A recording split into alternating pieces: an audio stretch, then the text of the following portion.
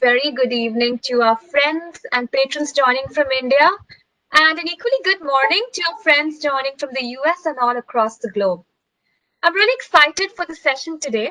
We have some absolutely fabulous speakers lined up. AI and gaming is a very nuanced topic, and I'm really glad that we could today bring together both international as well as domestic experts. My role today is not to be an expert. I'm going to be more of a catalyst of this conversation, and more importantly, an avid listener to all the information that Curtis, Gaurav, Mihir, and Gowree would have to speak to us about today. But before we segue into the conversation, I think my role as a catalyst, what I'd like to do is do a little bit of context setting and give you a background as to why are we having this discussion today? Why are we really talking about this technology and why are we really talking about the Indian gaming industry? Now, interestingly, in spite of its many follies, what COVID-19 really did for a developing country like India was to accelerate the speed at which we embrace digitization and technology across all demographics. As a result, online content consumption has really skyrocketed in India. While you have passive content of Netflix and its skin, obviously seeing a surge in its viewership, the online gaming operators saw a steep rise in the face of COVID in terms of the user base.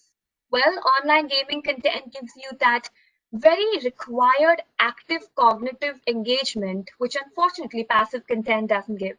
All of us are really craving for it, aren't we, during this lockdown? In fact, there are news reports which suggest that the traffic on an average has increased to about 24% on any average gaming website in India. And interestingly, certain websites, some of them being esports operators, have seen about 1,000% increase in terms of the user base. Now, if those numbers are not already telling, then what would be? Well, we're a 1.3 billion population. We have a smartphone user base of more than about 500,000 users today, and we're only set to grow. This industry was pre-COVID pegged to be around a 2 billion USD market by 2022.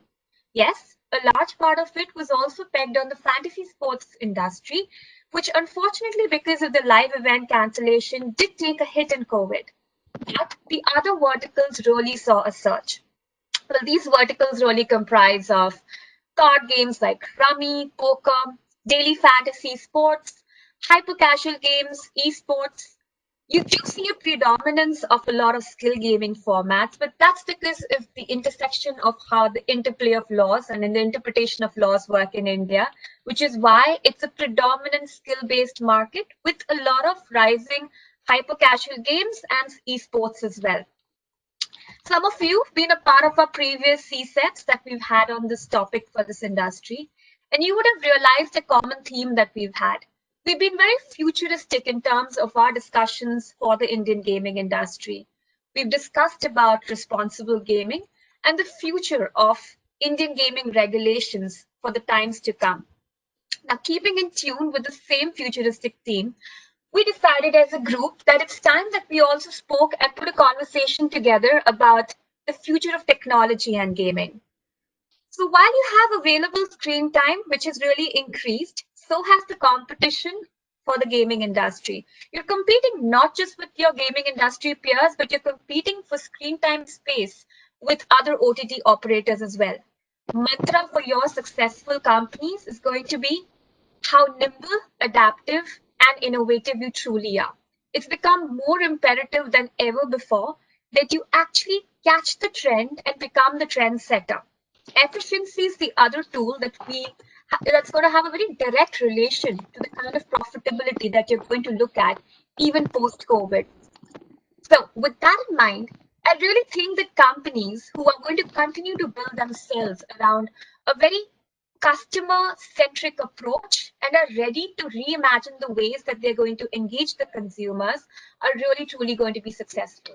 And on that note, we have a panel of experts today here to talk to us about AI, right from its utilization in the programming and game development to improving efficiency to its use in innovation and game design, as well as its use in customer management. And with us today, we have Curtis and Gaurav. Before I hand this over to our session moderator, Mihir, let me quickly introduce you to both Curtis and Gaurav. Curtis is the CEO of Proto, as Mamta has rightly said. He's a leader in contact center automation for emerging markets, and he specializes in designing and delivering natural language processing solutions for rare languages and dialects in diverse market niches, ranging from central banks to gaming operators. Gaurav, on the other hand, is the Chief Technology Officer and the co-founder of Nostragamus, a very leading real money gaming operator of India. And after graduating from IIM Bangalore in 2012, he was working with the Deutsche Bank as a global equities trader. And after 4 years of doing that, he decided to leave London and come back to Bangalore and be back to his roots, back to his tech roots with his friends, starting Nostragamus, what he's deeply passionate about. And he also makes it a mention to say that he's quite invisible on social media. So good luck catching him other than the cCep. Over to you, Mihir, for taking over the session. Thank you, Ranjana. This was a great introduction of not only the speakers, but also of the industry and what's happening in the industry. This is excellent start. And I'm really also looking forward to hearing from two experts from the industry, as well as our own expert, Gowree, on the legal aspects of gaming. Gaming is a highly individualized industry, right? There are, each individual has its own behavior in a game. Now, when you have such a highly individualized industry, how do you customize for each individual? And that's where most game developers are trying to work on. And that's where I think the AI is going to play a huge role, because on one end, you are able to collect huge amount of data interacting with these users and looking at their pattern of usage, their behavior, and all of that. And then you use that with AI model to create game which is more engaging, which is more interesting, also brings more responsibility in playing a game and all of those aspects. So I'm really looking forward to that. And now we know that there are different kinds of games. There's a fast moving games like, car chase and all those war games. Then you have slow moving games. You have cards and board games and things like that. Then you have fantasy sports as a game, and all of those are different kind of game. And then on top of that, of course, you have real money game, which is what used to be called gaming, which is where people used to go to Las Vegas. Now you can have Las Vegas on your own screen, and if you put on your AR VR, you can feel like you are playing a game in Las Vegas itself. So those kind of things can be created. So AI is going to bring into a lot of innovation into all these different kinds of game in order to make them more interesting. And now, if you look at on the legal side, the real money games are highly regulated. You have gaming boards which are regulating all kinds of issues involved in gaming in order to make sure there is a fair gaming happening. But on online, it's still evolving. And I think it's time for companies to even make sure that they are self-regulating themselves. And we will have Gowree Gokhale come and talk about all those interesting issues. So with that note, I would invite Curtis to come and talk about his experience of gaming industry, as well as how AI is coming into play. So Curtis. Thank you very much. I'm sharing my screen for all of the participants. Yeah. Can you see it? Yes. Great. Cool. So our company is called Proto, and we focus on AI customer experience. Yep. So our company name is Proto, and we focus on AI customer experience solutions for the emerging world. One of the big problems in very unique domains like gaming or central banking or oil and gas maintenance is that there's a lot of unique terminology. And this terminology, if you can understand it, you can really relate to your consumers and you can understand their intent. And with that kind of capability, you can do things like retention, you can do things like upselling and cross-selling. So I'll walk through this for the gaming industry. Background on the company is we're about 3 years old. We started at National Taiwan University in Taipei, and we've since expanded to 40 members across several verticals. We're active in Africa, India, Southeast Asia. and we work mainly with major contact centers, so Fortune 500 or governments. However, in the in the gaming vertical, we see a really big opportunity for this technology to be adapted for the purposes of not only being more operationally efficient, but also driving new revenue from players. Quick background of this industry in general is around 2014-15. That's when you saw messaging apps overtake any kind of social networking site that's desktop based. What this means for enterprises and for businesses is that if you can reach consumers on their main 4 messaging apps, such as WeChat or Messenger or WhatsApp, etc., you have a better chance of retaining them, better chance of driving revenue. And this is especially driven by younger demographics who are using these apps. So all these enterprises started to search for ways to automate their engagement via these messaging apps, because it's rather unsustainable to do it with a manual call center. What they've found, though, is that the NLP technology, so natural language processing technology, was inferior for many languages beyond the English world. And within the gaming industry in particular, across many languages such as Thai, Chinese, Swahili, etc., across the emerging world, this is a breakdown that we found with our customers in terms of the volume of their player support and player experience communication. So if you look at this pie chart right here, 75% of this is chit chat and FAQ. So that's very basic communication. This is usually the same 2 to 4 questions over again, and then a bunch of just FAQ dialogues and random chatter. So stuff like, how do I log in? What's today's bonus? We actually found that call centers were having to automate this. So people were spending, most of these agents were spending a lot of their time replying to really basic FAQ. And the reason why it wasn't automated yet is because Microsoft Lewis, IBM Watson, Google Dialogflow, the main NLP engines were English-based and could not do things like mixed language understanding within the local language. The remainder here is multi-turn dialogues. This just means it's a multi-step conversation, which could be like a complaint. And this is really what human agents should be focused on. So this could be support for VIP customers. It could be support for customers that have major technical difficulties. That's what you want your operational spending to go towards. The chit chat and the FAQ, that should be automated. Cool. So if you're an enterprise and if you're in the gaming industry as an operator and you're trying to procure this technology and you have your IT team usually lead that procurement, this is sort of the landscape that they'll find. At one end of the spectrum, you have the chatbot platforms. There's hundreds, if not thousands of these. They're rule-based chatbots, so they follow a very rigid rule-based structure, a dialogue tree. And these are typically too basic for the iGaming operator call center. At the other end of the spectrum are those NLP engines that I mentioned, like Lewis, Watson, and Dialogflow. These are built English first, and you can't really adapt them into a local language.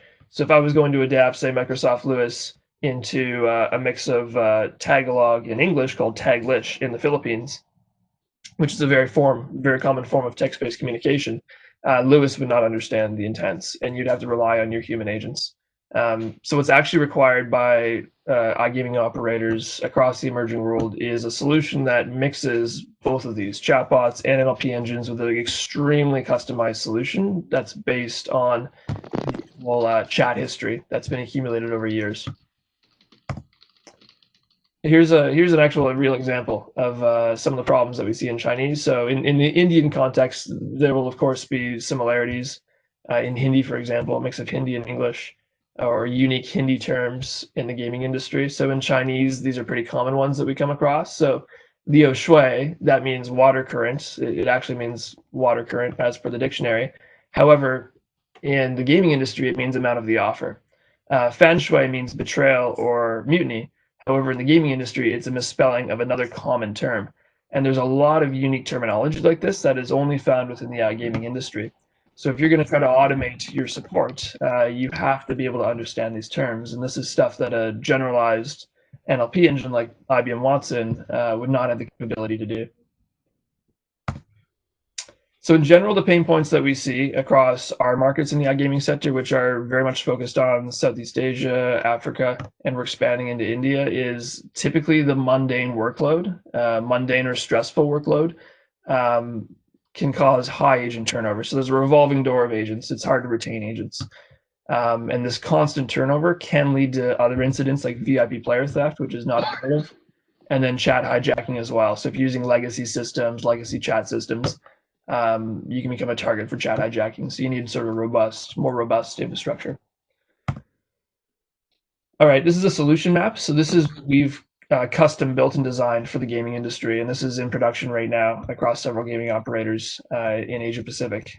So if we start here at the bottom, here are the players. These can be from around the world. They can be using VPNs. They can be communicating through messaging apps like Line, Messenger, Telegram, or they can be using feature phones, so SMS. This communication, these intents, that goes into the chatbot, which is managed by our build product. And the chatbot will try to answer, try to reply, and that would be around 75% of the dialogues we're able to hit accurately within the iGaming industry. If we do not, so say that 25%, that would then get passed off to your contact center. So your contact center on day one would only be receiving 25% of your common load. That would go into our chat or our help desk products for the agents to use.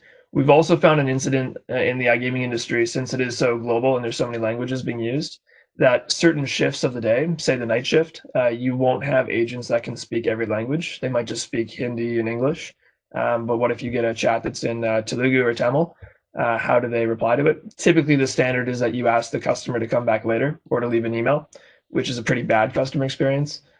So we can also use adaptive translation technology, which uses an adaptive translation model built on your chat history. So it would also understand the terminology from the business. All of this data that's being collected, so either it's through the chatbot or through the contact center, that is going into a structured data pool. So this structured data, we can actually use that to retrain the NLP engine. So that will be retraining the NLP engine, which makes the chatbot more accurate, increases the contact deflection rate. What's most important about this whole map that I've shown you, though, is the very beginning of the process. We collect unstructured data. So we're not just releasing a chatbot that's basic on day one, that's just a rule-based bot. We actually have a customized NLP model specifically for each of the gaming businesses. And we do this by taking all of their pre-existing chat history. And I'll just walk through what that looks like here. So this is one of the products that we would use. It's called Convert. All of our clients will have somewhere from 5 to 10 years of chat history that they've saved in some sort of a file format like JSON or CSV. We can then take that and we can upload it to create a customized model. So usually what would happen is if you want to use that data as a training resource for your AI engine, you'd actually have to manually label it. We've seen some gaming operators spend 3 to 6 months with massive Excel databases labeling their data. So that's, labeling the structure. So stages on a task, such as a task start, task continue, task end. Labeling actual context, and like entities such as products, features, people names. It's a really manual process, and it doesn't have to be that way. So we have a deep learning algorithm where we can take 1 to 5% of the total corpus. We will label that and then use that as a cold start on the remaining 95%. So it takes that 3 to 6 months of manual labeling. It can take it down to about a week. With this process, and then that would deliver a customized NLP model, which is really powerful for a niche business like gaming. Once that's done, we would build a chatbot dialogue structure. Because this is using NLP technology, the actual dialogue can be quite basic. You don't have to write every single variation of every intent. You can just write maybe 3 to 4 variations of each intent. What we focus more on is the integrations. So we allow JSON integrations right at the dialogue level. So we can automate processes like KYC, payment verification. So we can actually receive data, send it to a player database, get verification, and then continue on in a conversation without having to get a human in the loop so early on. Cool. And I'll just move forward here quickly for time. Yeah, so all of this technology is powered with a custom NLP engine. 2 of the most key IP that we've developed are both deep learning algorithms. One is for mixed language understanding. So this is the ability for a NLP system to understand 2 or more languages in the same phrase. So in India, this is like a Hinglish, like mix of Hindi and English. This is a common phenomenon all around the world, and we're one of the first movers to actually develop a scalable solution for understanding this. The other one is semi-supervised model training. What that means is it's largely what I just described, where we take a very small microsample of a total corpus, we'll label that, and then use that to train the remainder of your chat history. That lets us deploy very powerful chatbots on day one. This is just a quick comparison. This is from the experience of a Chinese gaming operator. They went through the process of labeling all of their data over a 6-month period so it could be used by Microsoft Lewis. However, even still, the performance of Microsoft Lewis was inferior. This is tied to the prevalence of mixed language dialogue, so Chinglish, and unique iGaming vocabulary. So we just did a raw comparison. So this is without any additional training. This is on day one. Our engine was an average of 11% higher accuracy. And this is because of some of our experience in the gaming industry. So that's sort of a raw comparison. All right, this is from an ROI perspective. So if you're a gaming operator, you will know all of these stats on your business: client conversion rate, attrition rate, the chats per month, cost per chat. You might be doing calls and emails as well. So we like to, it's not an accurate science, but we like to get as close as possible to a return on investment. Typically what we see is a $50,000 USD software cost per year. So that could be something like a Zendesk subscription for a call center of 30 agents, depending on what tiers you're using. So we plug all that in, and then we will always aim for between 5 to 10% of return on investment from AI CX, from AI customer experience within the first year of deployment, and then it increases from there on. And this is just focusing on savings. Roadmap and where I see this industry going over the next 5 to 10 years, where I see the use of AI within player experience is around personalizing chats, specifically for the purpose of retention. A lot of call centers right now are using human agents and trying to repurpose customer support agents as sales agents. So they'll be standing by waiting for losses, major losses, to engage players to try to retain them. It's a really manual effort, and having a process like that is fraught with error. So if you can automate it in a really personalized way, there is a huge upside in terms of new revenue. So here's a couple of examples, chat examples. So for an acquisition scenario, what we find in some markets is there's a lot of negotiation that can happen. So especially within Asia Pacific and China, there's negotiation that can happen whenever you're sending out these blasts. So you'll usually blast out bonuses or credits at potential players, and then some of them will actually try to negotiate. So in this example, you have like a $50 bonus for a Chelsea match, and the human is trying to negotiate for Arsenal instead on Friday. So we can actually recognize Arsenal as another team, and then we can recognize the date and match it up with a game date, and then match that to a bonus that is also offered for that time.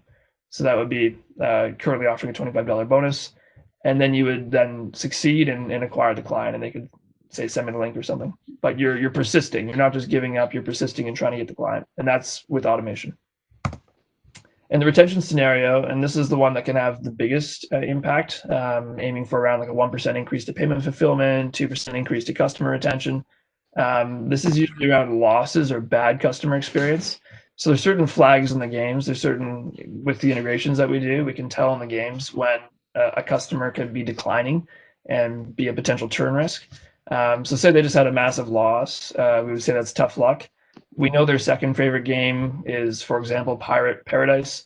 So we could offer a free spin there. Again, they can negotiate or reject. So no thanks. And we could persist a little bit and say, no problem, can just give you a general $10 bonus. And then that might be able to retain them. But at least you're trying, and at least this is automated, and it's not costing you any operational dollars to attempt this. And then finally, reactivation. So you actually do have all the contact information of your players. Depending on the market, you can try to engage them again. And the best way to do that is through their main messaging apps like WhatsApp or Messenger, whatever they're most likely to look at. But no one likes being spammed, especially by a service that they have deactivated. So it has to be sort of a one shot, and it has to be extremely personalized. So if you know that in the case of this player, let's say his name is Mark, you know that his favorite game or his favorite team was Crystal Palace, you could offer a very personalized bonus for him. So offer him like a times 5 bet surge for the game this week. And then they could even negotiate and say, getting me back takes more. We've seen a lot of this in reactivation chats. and then we could maybe try something else. So like if we know that his average bet was $100, then we could offer a 25% bonus for his average bet. But at least you're trying, and at least you're trying to retain them. So with that, I can stop here. That's my time, and I'm happy to answer any questions. If not, I'll hand it over.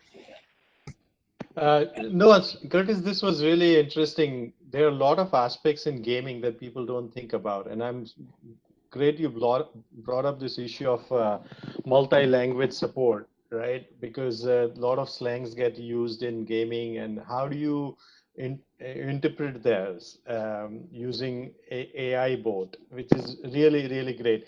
I know, Curtis, you have to leave early, but so one question I wanted to hold on till the end, but let me ask you now. How do you see 10 years from now the gaming industry to be? What do you see will happen 10 years from now? How it will change? I think with a younger demographic picking it up, it's going to become the player churn is going to increase. Players are going to become much more fickle. If they have losses or a single bad experience, there'll be so much content that they can switch. And so to fight that 10 years from now, I think operators are going to have to get really savvy about curating the experience.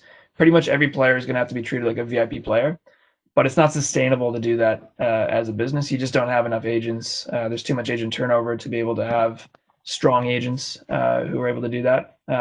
So you really have to adopt some sort of AI technology. The ones that are investing right now, 10 years from now, will have worked out all the kinks and really figured out how to use AI in their game design, in their games, and in their player experience as well to maximize the experience. I think that will be the key to loyalty. And the operators that are having more reasonable churn rates will have been the ones that have made those investments. I think that's an excellent point. India is a very old culture, but very young country, right? Average population of India is in mid-20s, which means there's a huge opportunity. And all this middle class rising and all these people having access to mobile phones, suddenly you see that adoption rate, as Ranjana mentioned earlier. So let's come back to that segue into India, and let's hear from Gaurav about what is his experience about India and gaming in India, as well as AI in gaming in India. Gaurav, over to you. Thanks, Mihir. By the way, great presentation, Curtis. Really learned a lot. I mean, that's some incredible technology that you have built. It will be very fascinating to maybe catch up with you sometime later to see if we can use it in some form or the other in our own setups. So to begin with, let me just start by sharing my small presentation I built. So AI in gaming, right? It's an extremely broad topic. It's such a broad topic, I didn't even know where to start. So I thought I'd use a bit of my own experience as someone who has been playing games since I was a kid, to the point where I've now become a gaming operator and I have some understanding of all the different aspects there, how AI is being used by both publishers as well as by actual users in some form or the other to see how things work out. So what kind of games are we even talking about, right? I mean, to begin with, let's look at them. Like we have traditional games, we have freemium games, and we have real money games. What do they mean? Traditional games would mean the kind of usual games that we purchase for our PlayStations, for our computers, $60 a game. It's a one-time purchase. You play it. It's a single-player experience. Some have multiplayer experiences and so on. The freemium games obviously are the ones popularized by the likes of Zynga, and these are the kind of games like Farmville, where you it's a free game you play, but to kind of progress, you have to keep doing in-app purchases. And finding my own domain, right, which is the real money games, which is around fantasy sports, poker, it's rummy, it's hyper casual games, and all these kind of games. So AI somehow has influenced all of these kind of games in different formats. If you look at traditional games, right, these are mainly generated around giving users a single player experience. You go, you play a game, you enjoy it, and their AI is basically a computer opponent who's playing against you.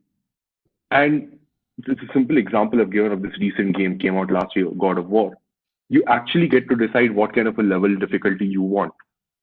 Now, I mean, it's great. I mean, I get to decide whether to make it a simple game for me or to make it a difficult game for me. Because at the end of the day, you see, if the game's too simple, it's boring. And if it's too difficult, it's frustrating. The ideal setup would be to have an AI kind of a setup here, which actually changes the game difficulty as you go and play it.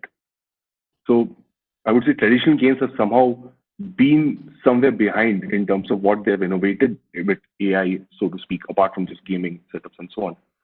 However, when it comes to all the new age games, the premium games, my own sector, real money games, they have been extremely agile in terms of adopting all the different tool sets now available to us. So we are trying to do AI in terms of acquiring users. We are trying to do AI in terms of kind of converting them, retaining them, engaging them, and just ensuring, just don't uninstall my app. Keep it up and running as far as possible so that somehow I can just keep getting some money from you and keep making some revenue out of you. So where do we start? I mean, if I had to start, I would probably start with acquisition, right?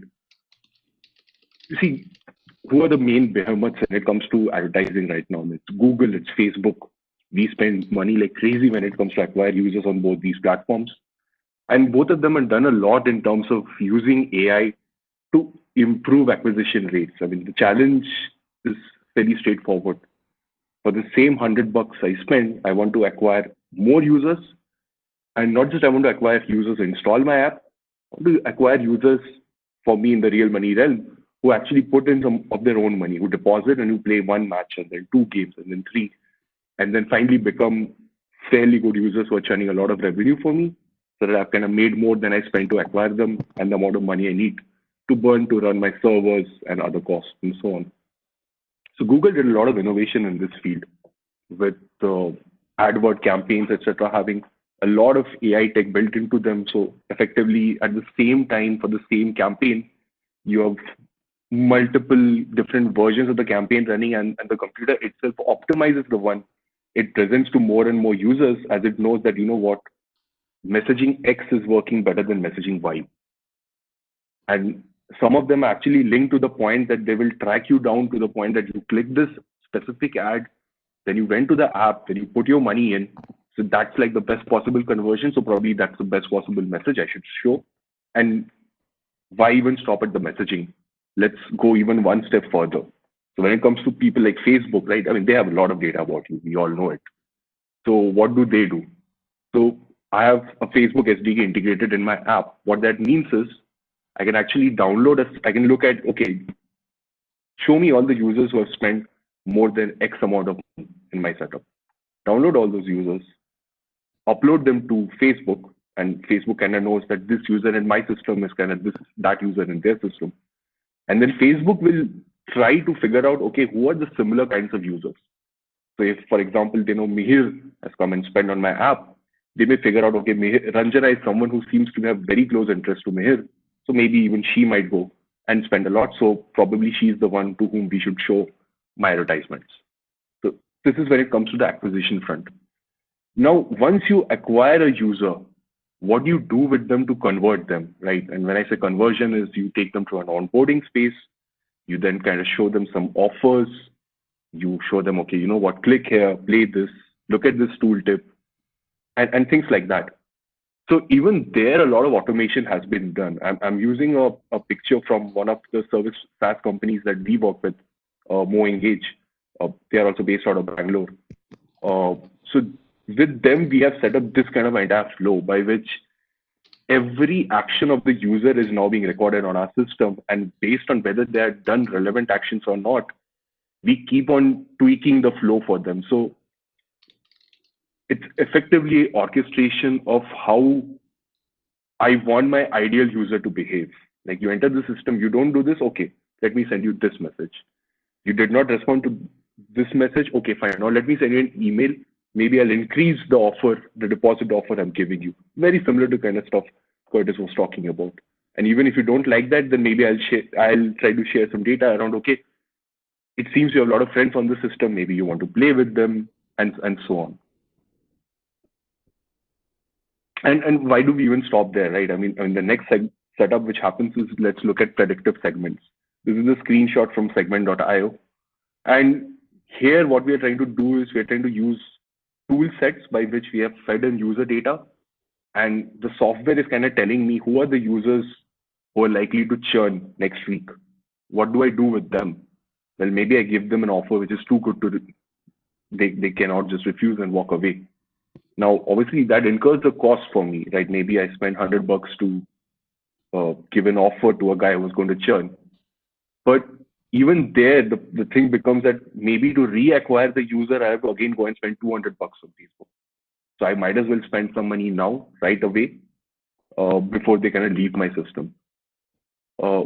And with that in mind, then it becomes, okay, how do you send messages to the users? What kind of messaging do you do? I mean, I think all of you in some ways must be a bit frustrated by the amount of notifications all apps send to you. Well, we have to make money, right? So we have to do something to do that. So notifications have been found to be incredibly effective in getting users back to the app at the right moments. But even there, we have seen enormous optimizations which can be possible. Again, this is a screenshot of views from our service providers, MoEngage. And in way, we can basically set up multiple kinds of messages. It keeps optimizing which message to send, again, based on data that in the last 1 hour, between messaging 1 and messaging 2, messaging 1 was far more effective. So let's stop sending messaging 2, let's only send messaging 1. Not only that, there is an important question here about at what time do I send messaging to a specific user, right? For example, Mihir may be a person who wakes up early in the morning and spends some time checking my app, whereas someone else is someone who only looks at my app in the afternoon. So we want to kind of send them the messages just kind of before they would start looking at the app. And even that is now being optimized by using AI. It's kind of incredible the kind of stage we have come down to in terms of using technology. I mean, the question becomes, why are we doing all this? See, I mean, at the end of the day, once I have a user, these are all the things I can do with him. I can identify when he plays. I can identify what kind of games he plays. I can push him and slightly nudge him towards areas I want to go. If it's some kind of a freemium game, not like a real money game, maybe I can change my game difficulty based on how soon or how late is he progressing through the game. Again, at some points, I mean, I've heard this happen. Some games also increase difficulty at times to kind of pinch the user and see that, hey, your difficulty is kind of increased. Here is a nice in-app purchase you can look at, and that will kind of decrease it away for you. And see if that doesn't work, then maybe throw him an ad. And if that doesn't work, cross-sell him another app, which I think people like him end up playing.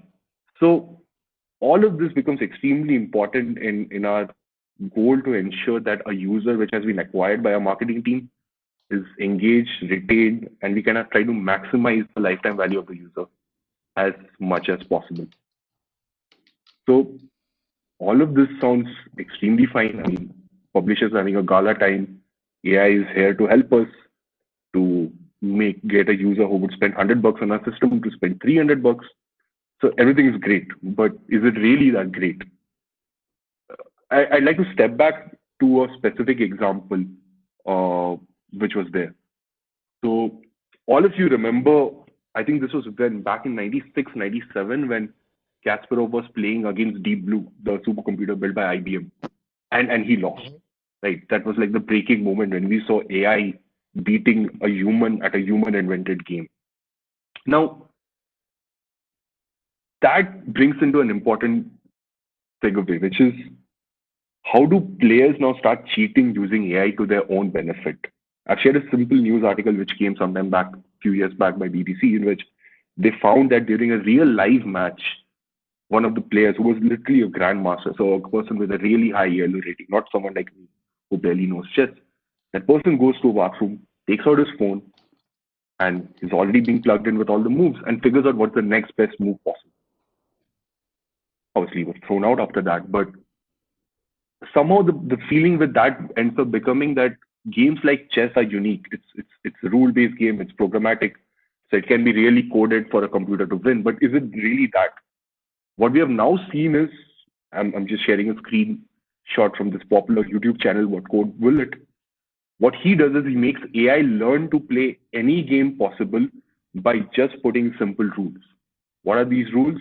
Maximize, keep playing, do not let the game end, and maximize your score. And over generations, and when I mean generations, these are AI algorithms improving themselves by knowing, okay, at this obstacle you should jump, at this point you should jump this high, you should use this power, etc. And over some amount of time, these kind of AI algorithms try to learn how to play different games. How does it impact us as real money operators? So we, in Nostragamus, we had launched a quizzing app somewhere back in December. And one of the days we figured out that there was a guy who was winning continuously, regardless of who he was playing against. And we kind of called him and we kind of asked him, what are you doing? So he said that, you know what, there's this nice app out there in which all I have to do is I have to run the app in the background. I have to just start your app, start a real quiz game, take a screenshot, and it automatically shows me what is the right answer. And we were like, oh, wow, that's really next level. It was a simple solution for us to fix, which was don't allow screenshots to happen on the play screen of the app. But this is just an indication of the lens which people are willing to go in real money games to make some money. Another setup out there, obviously, is all these hyper casual games. We do some with another popular app, MPL, which does a lot of them. And one of the games they run there is 8-ball pool.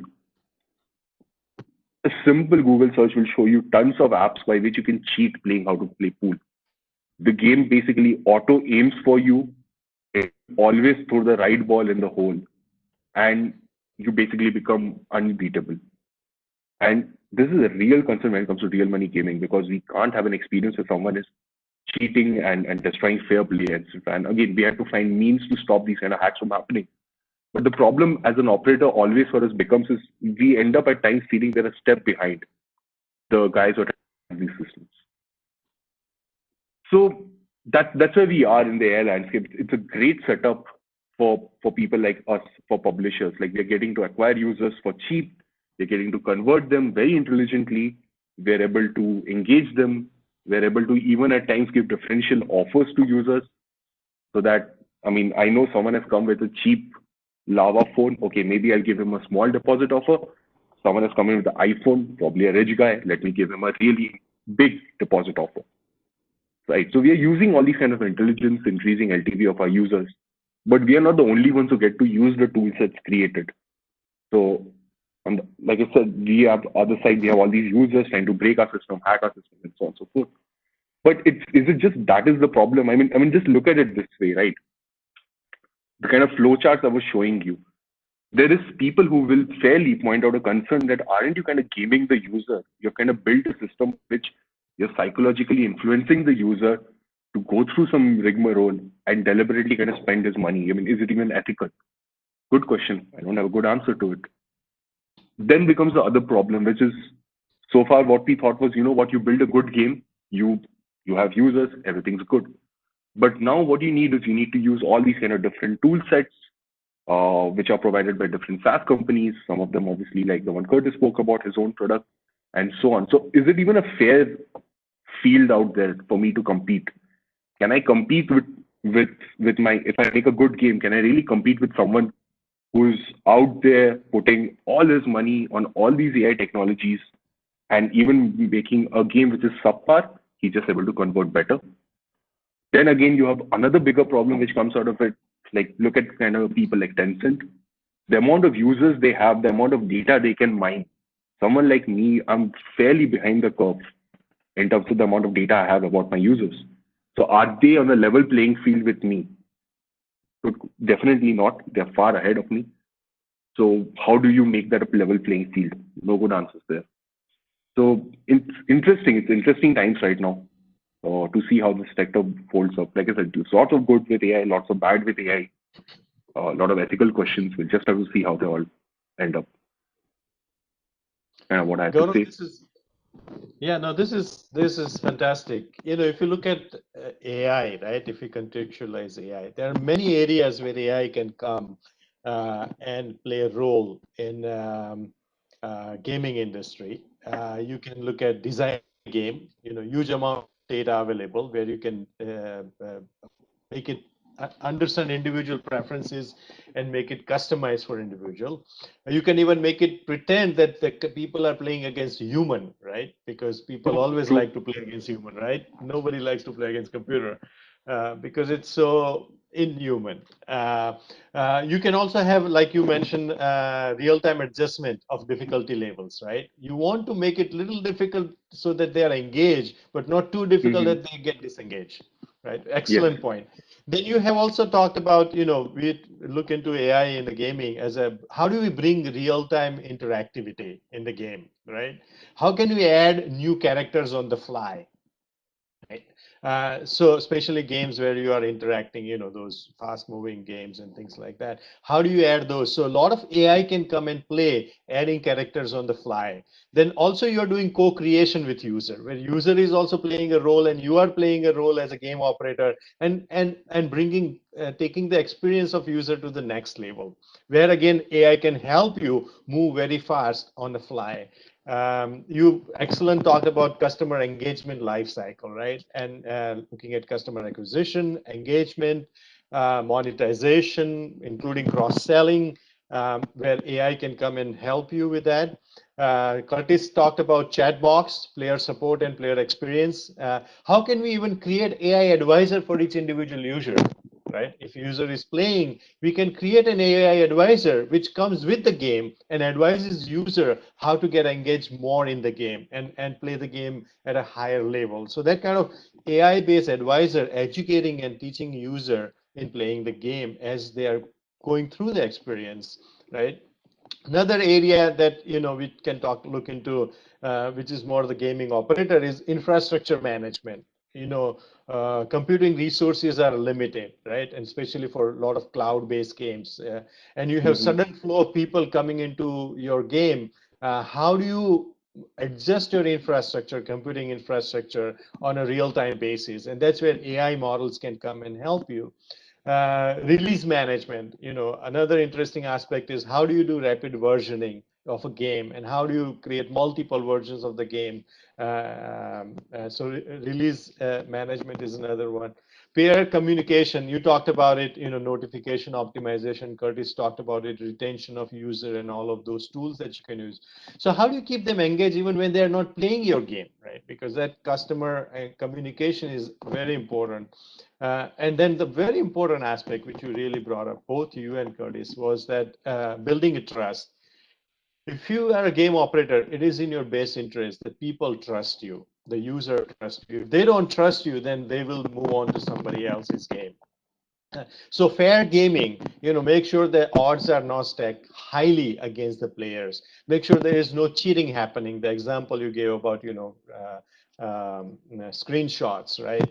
How do you make sure that how do you prevent cheating? How do you prevent frauds in the gaming? How do you also prevent chat hijacking that Curtis talked about? So building a trust is very important. And that's where AI can really come into play. Mathematical models, statistical models can take you to certain level, but AI can really look into individualized data and help you there. Another interesting area that I see happening in great opportunity with AI coming into play and gaming is the gamification of learning and education, gamification of support and help, which is now we are taking this whole concept of games beyond just game players, right? We are taking into larger industry, in a education industry, in a healthcare industry. How do we support and help patients using gamification? And which is where a lot of gaming company can come in and use that historical data, AI, build AI models to do that. However, another interesting aspect is obviously, which is where my colleague Gowree will talk about, is looking at legal and ethical issues in gaming. We have to make sure there are ethical aspects. You talked about it, Gaurav, addiction, indecency, violence, discrimination, liability. All of those are going to come in a lot more with AI coming into play. So Gowree, let's come to you. And we would love to hear from you about what are the legal issues and ethical issues, including skill versus chance and all those concepts. If you can explain to the audience, that would be great. Sure. So every time, we come to a cCep, I always like to read what is the latest, right? So one additional feature which I read today, and I'm putting 2 or 3 points together, 2, 3 thing messaging that you keep receiving, how do you connect them, right? So today I got sort of a message on the IQ, EQ, SQ, which is social quotient, and the adversity quotient, right? So basically, in the current scheme of things, how do you have that ability to come out of adversity? And then the other article I read was very interesting on the gamification in terms of, sort of how can we sort of use the gamification to create, that ability among humans to deal with the adversities, right? For example, Mhm. some, crisis management or the like, right? So I think when I saw these different pieces together, I thought that, in addition to education, quote unquote, I think this other element of adversity management also could be taught through gamification and, enhance the skills, Mhm. of the individual. So with that, additional thought, I think let me come to the legal points. When Curtis was speaking and he was, showing us the data sets, which point probably I had not really noted down for this conversation, but became very important in the context of what we have seen before also, is the sanctity of the data set itself or the use of the data set. And especially both Gaurav and Curtis mentioned about the competition that this industry has. And if at all, there is a leakage of this data set with what which one company has really put together and then gets leaked to the other company, right? Which really gives you a lot of competitive advantage. And in the Indian context, can we really stop that, right? I mean, Mhm. uh, because obviously this is whether it's a trade secret, copyrightable information, all these issues do come up. And I think that is one key, probably, probably what we see is that as the industry gets competitive, these issues start coming up that we saw in the pharma industry, we saw in the IT sector. Now the gaming industry probably needs to be, watch out for these, sort of data leakages as well. With data, the other point I thought was, especially when Curtis and Gaurav mentioned about these examples, India is looking at a new data protection bill in which the data, which as individualized identified data, for what purpose can it be used, right? It is only the identified purpose for which one can use the data set. So the concept of data enrichment, which Gaurav showed with some example that, you're collecting from different sources, connecting them together, whether that is going to be possible in the new scheme of, data protection bill. And we sort of somewhat mimic GDPR, and there was some amount of criticism that whether because of GDPR in Europe, the innovations based on AI are likely to develop or not, right? I think that is one area all of us need to sort of watch out for as well.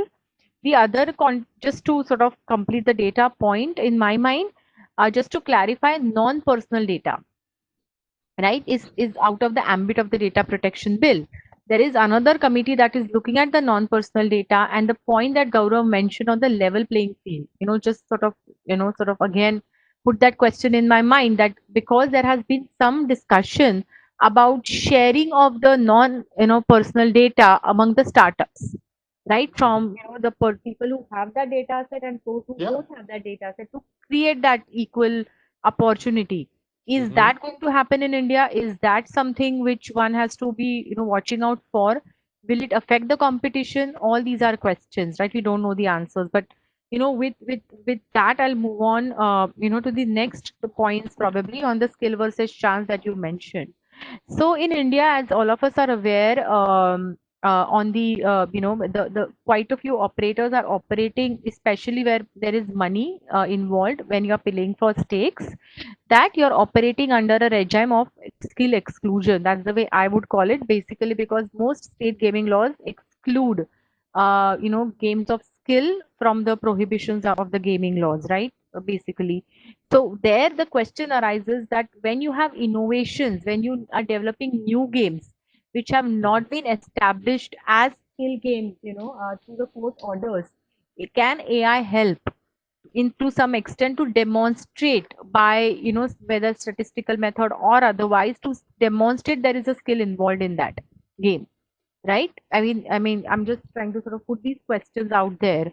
The second issue that we have seen in one of the Supreme Court judgments is to say that if there is any tampering happening, right, and this was some, not in the context of AI, but in another context, when there is tampering happening in the, in the background, whether that will then lend itself to creating a chance for the player and not continue that game as a game of skill, which inherently may be a game of skill, but because of tampering it is not viewed as a game of skill.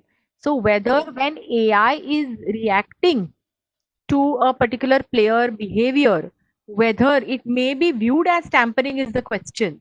There is no answer. I'm just raising this.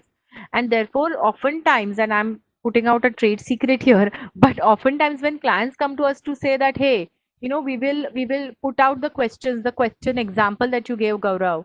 We will put out the questions depending upon, the player's understanding of the level of difficulty and this, that, and the other. So are you if you had not assessed the ability of the player to play, would you have done that? That is the question, right? Or would it have been, a simpliciter question based games, right? So and there you then go back to, the Supreme Court judgment to say that whether it will amount to tampering, right? And how the court is likely to interpret. So, these new technologies do throw some of these questions for us. Then I think the other context I want to bring to the table of the benefit of AI from a legal perspective, the some of the states, or maybe looking at, and that's what we hear, some of the northern states or otherwise have been discussing whether we should legalize sports betting.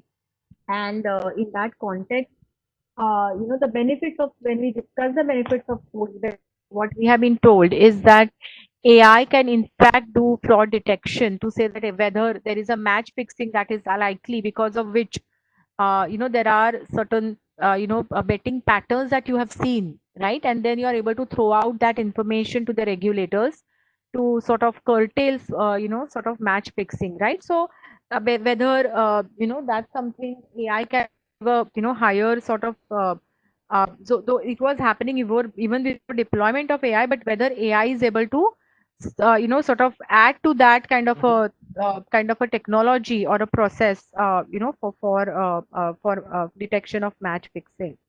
I know I'm sort of meandering between different points, but I think all of them become relevant in the context of the discussion that we had. Then you spoke about Mihir ethics, right, and the addiction and all those things, right? If you see the privacy law, there is a concept that has developed again, and out of GDPR and overall scheme of things, what we call as privacy by design. That means when you're developing the product, that time itself you take privacy as a benchmark, or to be sort of kept in mind when you are developing, sort of finalizing the product design or the product journey. So Google Glass was a very good example where they had taken that into account, but probably that's what I remember. But even then it failed, right? Because of the sort of various reasons. But one of the reasons also was the privacy issue that probably, or similar products otherwise, or and the like. So in that context, when you're deploying AI in the in any product design, and here I'm moving away from such chance discussion or that, but overall, right, whether it is keeping the player engaged or sort of keeping the player glued, and all of that considered, whether when you're deploying AI, whether that should be also, as we could talk about privacy by design, ethical deployment of AI has to be part of the design, because unless it is a part of a design, it will not give you that result. And and that I know it's a difficult one, because ultimately what I understand, it's machine learning, right? So are you able to sort of create a break in the system itself, that AI is told to break its put break on itself, right? I don't know. I'm just asking these questions, right? So I think some of these issues, I thought I'll bring to the table, and even and of course at the same time AI could detect, addiction, right? In the sense that certain player behavior And just on the flip side, which I said before, so if AI has detected on your system that you have spent too much, on some retail site, okay, and you're spending here too much, on this, so you're connecting the two different worlds together, but that means you're noticing certain behavior, right?